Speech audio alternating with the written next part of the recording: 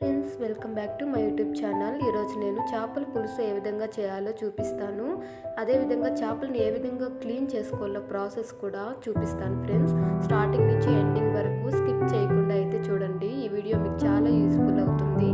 And నా channel ఎవరైనా first time చూస్తున్నట్లయితే ప్లీజ్ సబ్స్క్రైబ్ చేసుకోండి. సో చూస్తున్నారు కదా, చేపలని ఈ విధంగా బూడిదలో వేసుకొని మంచిగా కలుపుకోవాలి. సో కలిపిన తర్వాత సైడ్లో ఉంటున్న వాటిని కట్ చేసుకోవాలన్నమాట.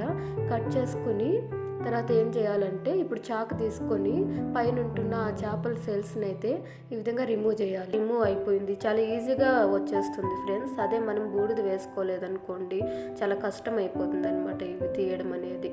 సో ఇప్పుడు ఏం చేయాలంటే, ఈ విధంగా అన్నిటికీ తీసుకున్న తర్వాత ఒక్కొక్క చేపను తీసుకొని బండ మీద వాటర్ పోసుకుంటూ మంచిగా రుద్దుకోవాలన్నమాట. చూడండి, ఇలా రుద్దడం వల్ల ఏమవుతుందంటే దాని మీద ఉండే డస్ట్ అంతా క్లీన్ అయితే అవుతుందన్నమాట.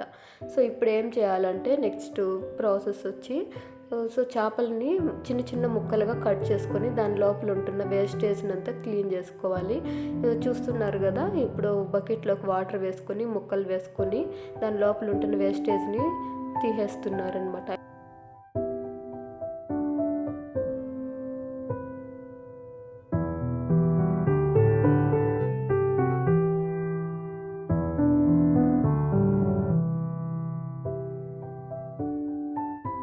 విధంగా క్లీన్ చేసుకున్న తర్వాత కొంచెం రాళ్ళు ఉప్పు అయితే వేసుకొని బాగా కలుపుకొని బండ మీద మంచిగా రుద్దుకుంటూ వాటర్ పోసుకుంటూ క్లీన్ చేసుకోవాలి.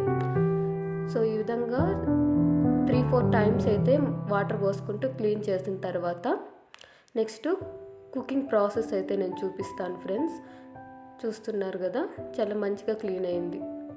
ఇప్పుడైతే ఒక మిక్సీ జార్లోకి కొంచెం మెంతులు, మిరియాలు, జీలకర్ర, చెక్క, లవంగము, తర్వాత వెల్లుల్లి వేసుకున్నాను. తర్వాత కొంచెం కొబ్బరి వేసుకొని పసుపు వేసుకొని మిక్సీ పట్టుకోవాలి. సో వన్స్ మిక్సీ పట్టుకున్న తర్వాత అందులోకి 2 టమాటాలు, చిన్న సైజు టమాటా వేసుకున్నాను.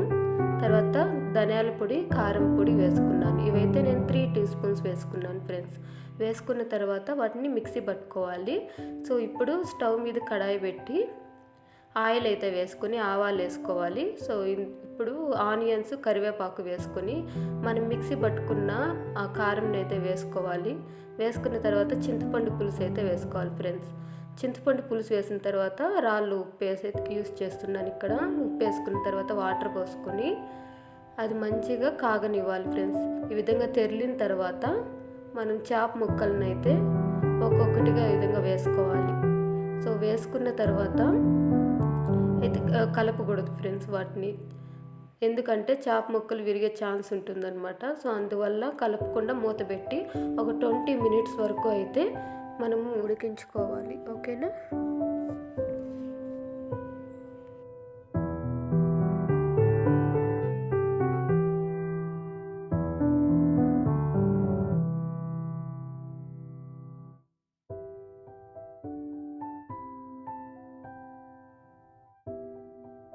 కదా ఫ్రెండ్స్, ఇప్పుడు కూర అయితే రెడీ అయిపోయింది. సో ఇప్పుడు ఈ విధంగా ఉడికిన కూరని ఏం చేయాలంటే, కొంచెం సేపు చల్లారి పెట్టిన తర్వాత వేడివేడిగా సంగటిలోకి ఈ కూర వేసుకొని తింటే చాలా టేస్టీగా ఉంటుంది. Thank you friends, bye. Please subscribe to my channel.